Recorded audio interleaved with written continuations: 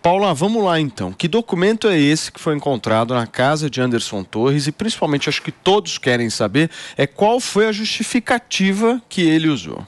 Vamos lá, gente. O documento é uma minuta de um decreto para instaurar estado de defesa no Tribunal Superior Eleitoral e que poderia reverter o resultado da eleição presidencial. A minuta, gente, é um rascunho de um decreto que só tem validade se for assinado pelo presidente da República e publicado no Diário Oficial da União após ter sido aprovado pelo Congresso Nacional. O ex-ministro Anderson Torres se manifestou nas redes sociais negando a autoria do documento e dizendo o seguinte, abre aspas, no cargo de ministro da Justiça, nos deparamos com audiências, sugestões e propostas dos mais diversos tipos. Cabe a quem ocupa tal posição o discernimento de entender o que efetivamente contribui para o Brasil. Havia em minha casa uma pilha de documentos para descarte, onde muito provavelmente o material descrito na reportagem foi encontrado.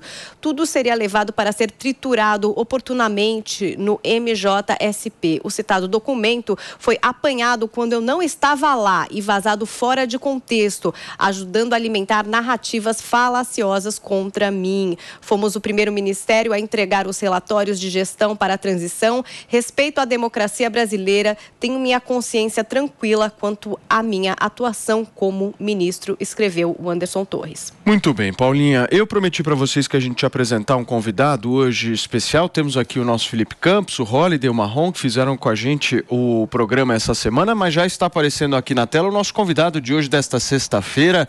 Ele que já trabalhou muito aqui com a gente, né, Paulinha, na Jovem Pan. E é um prazer enorme tê-lo novamente aqui conosco. Alexandre Borges está aqui no Morning Show para comentar as notícias de hoje junto com a gente. Ale, seja muito bem-vindo, viu? Novamente aqui à casa. E eu queria te fazer uma pergunta inicial bem tranquila. Isso aí que a gente viu ontem, é batom na cueca? Tranquilíssima pergunta, né? Paulo, obrigado aí pelo convite, um grande prazer estar aqui com vocês. Eu realmente trabalhei na Jovem Pan e eu tinha o programa, né, o 3 em 1, mas também participei muito do Morning, adoro vocês e é um grande prazer estar aqui. Bom, vamos lá para o assunto do dia. O que aconteceu foi o seguinte, para o Anderson Torres realmente pegou muito mal, né? Ele era o ministro da Justiça, ele, na casa dele, ter esse documento, e aí eu preciso fazer um parênteses. Quando eu ouvi rumores desse assunto, na última semana de dezembro, eu dei alguns telefonemas para Brasília, liguei para algumas pessoas que eu conheço, e eu ouvi de fontes minhas que havia realmente uma movimentação golpista. Você tinha uma parte das Forças Armadas que estavam discutindo, pelo menos, o assunto de ter uma intervenção militar no Brasil, de voltar mais ou menos aos moldes do que a gente viu no regime de 1964. Teve gente que realmente levou isso a sério. Então, eu ouvi isso, claro que eu fiz o que se deve fazer num momento como esse. Eu, em vez de sair falando, eu liguei para outros companheiros meus de jornalismo investigativo, pedi para levantar informações, e o que eu ouvi de pelo menos 2 jornalistas amigos meus, do primeiro escalão do jornalismo do Brasil, falaram que eles também estavam sabendo disso, eles também tinham ouvido que havia uma movimentação de uma parte das Forças Armadas, levando em consideração ao menos a possibilidade desse tipo de intervenção, que obviamente é inconstitucional, mas um golpe de Estado não está preocupado com a Constituição. Ele tenta fazer um simulacro, ele dá a impressão de que aquilo tem força de lei, mas na verdade está sendo imposto pela força das armas, né? Você teria... você me chamando, por acaso eu lembrei de uma cena do primeiro Poderoso Chefão, onde se contava aquela história do Luca Brasi, que era o assistente do Poderoso Chefão, que ele uma vez ele queria que um sujeito, amando do Poderoso Chefão, assinasse um documento, e aí ele falou, olha, ou o seu documento, ou a sua assinatura, ou os seus miolos estarão nesse contrato, né? Quer dizer, era a oferta que não poderia ser recusada. Então, é claro que esse documento seria apenas para dar um simulacro jurídico a um golpe de Estado. E isso, a informação que eu tenho das fontes que eu levantei, é que teve gente levando isso a sério. É claro que quando você conversa com as pessoas, muita gente diz, não, isso não, imagina, isso nunca ia acontecer, isso é impossível e tal. Eu até lembrava daquela frase do poeta francês, o Charles Baudelaire, que ele dizia que o grande truque do demônio era fingir que não existe. Mas agora, quando aparece esse documento, é mais um indício, pelo menos, de que havia sim uma parte do poder e das Forças Armadas conversando e, de certa forma, cogitando a possibilidade de dar um golpe de Estado. Então, a gente realmente pode ter passado muito perto de ter perdido a nossa democracia. O Brasil é um país que tem 100 anos de república, é uma república recente, mas a gente teve diversos golpes de Estado ao longo da nossa história. Isso é um risco real e que bom que, pelo menos, isso está sendo, de alguma forma, coibido pelas instituições. As instituições funcionaram. A gente viu a fúria das manifestações de domingo que aconteceu. A gente teve o que aconteceu domingo no Brasil foi muito mais grave do que aconteceu no Capitólio dos Estados Unidos, porque lá no Capitólio foi uma invasão apenas do Congresso. Aqui a gente teve invasão do Congresso, do STF e do Palácio do Planalto, com vandalização e quebra dos 3 prédios mais importantes da República Brasileira. Então, vamos continuar nas investigações. Claro, ninguém quer ter aqui nenhuma conclusão precipitada, correndo. O Anderson Torres tem direito à sua defesa, ele tem que dar os seus argumentos, mas, no momento, a foto não é bonita para ele.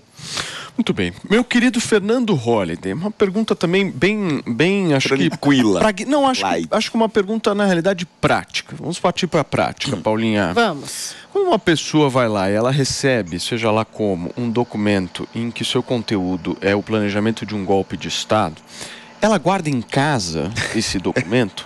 Só para entender. Olha, Paulo, eu acho que assim, no meio político, a gente recebe realmente muitas sugestões. E as sugestões as mais absurdas possíveis. Inclusive, essa é a justificativa do Anderson Torres. Eu, por exemplo, já participei de diversas reuniões onde a pessoa vai lá e fala: olha, eu tenho diversas sugestões para você trazer para a cidade de São Paulo, etc. Acho que seria importante por causa da segurança, conta do bairro tal, Y, X, Y, Z.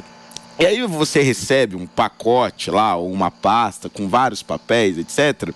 E aí você não fez aquela reunião no seu gabinete, no caso dele no ministério, você fez numa associação, você fez em um auditório, e aquele é o seu último compromisso do dia. Você pega aquela pastinha, põe embaixo do braço, talvez você nunca leia. Na maioria dos casos, sendo bem sincero, você vai acabar não lendo, porque são coisas que não estão ao seu alcance. Eu já recebi, por exemplo, sugestão de decretar intervenção federal na área da Cracolândia, em São Paulo, sendo vereador de São Paulo. Quer dizer, não faz o menor sentido. Então, aquelas coisas você simplesmente descarta. E pode acontecer de você acabar levando uma dessas sugestões absurdas para casa. Essa é a justificativa do Anderson Torres. Evidentemente que aqui, e é importante que se diga isso, a gente tem que analisar sempre da perspectiva jurídica, porque nós estamos falando essencialmente de acusar alguém de estar planejando um golpe de Estado ou qualquer coisa que o valha. De fato, realmente parece que boa parte do governo federal cogitou a hipótese de decretar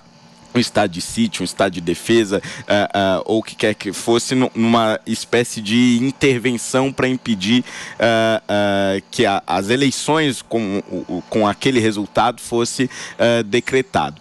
Mas também nós precisamos olhar o seguinte: um simples rascunho fora de contexto não pode servir de prova para você acusar alguém ou colocar alguém na cadeia por conta disso. Eu vi alguns jornais, alguns editoriais dizendo, por exemplo, que essa já era uma evidência muito forte de que Bolsonaro estava tentando dar um golpe de Estado no país. Eu acho que a gente precisa ir com muita calma nesse sentido. O próprio Flávio Dino, alguns dias atrás, depois dos atos de vandalismo em Brasília, chegou a dizer, por exemplo, que considerava uma gradação de intervenção no Distrito Federal. E essa gradação poderia chegar até o estado de sítio ou o estado de defesa. Então, veja, algumas hipóteses serem consideradas, alguns rascunhos serem entregues ou serem guardados dentro de casa, não pode servir como prova de um crime tão grave que seria a ruptura do Estado Democrático de Direito.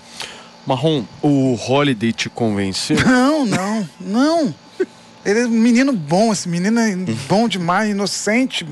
Deixa de ser inocente, menino. Quer dizer, com um golpe anunciado dia 7 de setembro, em todas as falas do presidente, do ex-presidente, a gente viu isso acontecer, essa sugestão acontecer. O dia 7 de setembro foi o dia que ficou mais claro, né? Foi o dia que ficou mais evidente que não respeitaria tal e coisa.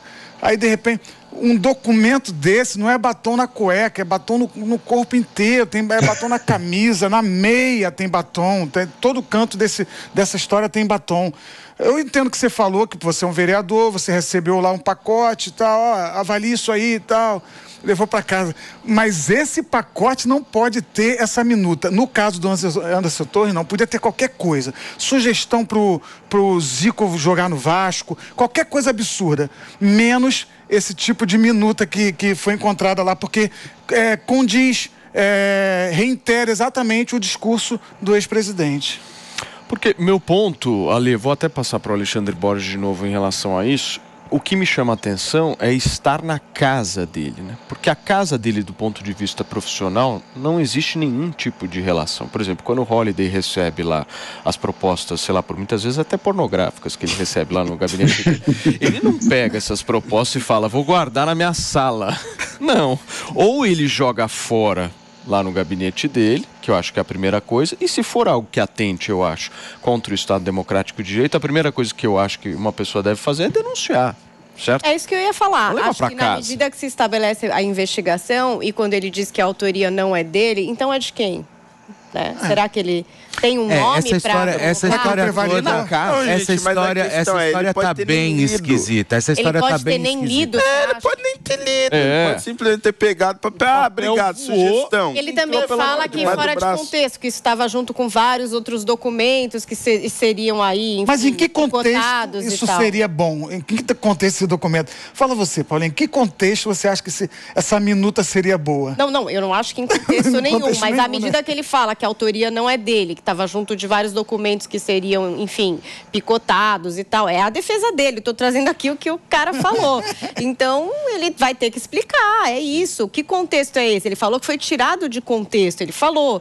Foi tirado de contexto. Estava ali junto com outros documentos que seriam, enfim, picotados. Olha, eu acho o seguinte. Eu acho que o pau que bate em Chico, bate em Francisco. A gente tem que também, eu acho que não só tentar...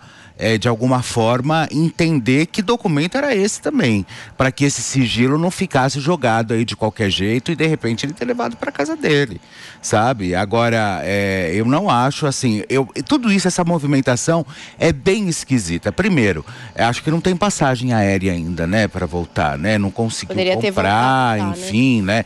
Enfim, então, tudo isso, não, eu acho que tudo isso mostra, eu acho que tudo isso mostra vai também... deixando uma coisa estranha, né? E medo também, né, bicho? Porque a partir do momento que você não pode, você sabe que a hora que você pisar no seu país, na qual até então você trabalhou justamente para tentar restabelecer alguma ordem, você pode ser preso a qualquer momento, ou não, a qualquer momento não, você será preso quando você chegar, você já vai para a salinha da Polícia Federal, essa é a grande verdade. Então talvez o cara não sabe, eu acho que dá um bug, sabe? Você fica realmente perdido nessa Ale, para a gente fechar, por favor. Vamos lá.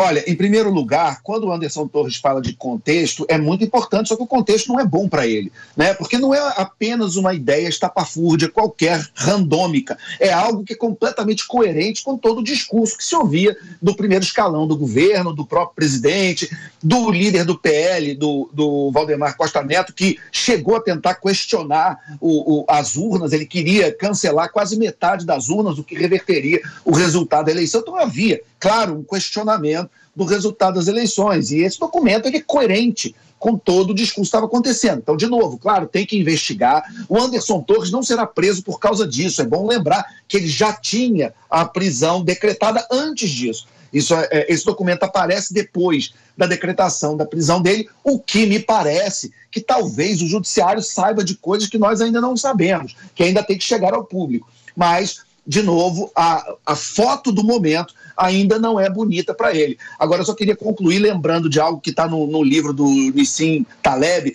que é aquele antifrágil, onde ele criou uma expressão que ele chamava de heróis silenciosos. O que são os heróis silenciosos? São aqueles que evitam tragédias e catástrofes. Ele dá um exemplo que ele diz o seguinte: olha, se naquele 11 de setembro de 2001 alguém tivesse descoberto o plano da Al-Qaeda antes e tivesse evitado que aqueles terroristas tivessem entrado no avião e derrubado as Torres Gêmeas, talvez fosse um dia comum como o outro qualquer, e aqueles heróis silenciosos nunca fossem lembrados e homenageados pelo público. Seria apenas um dia normal da polícia que evitou aquela tragédia que morreu 3 mil pessoas e entrou para a história. Talvez também, nesse caso, alguns heróis silenciosos da República tenham evitado um golpe de Estado. A gente vai saber isso ou não? Depende das investigações.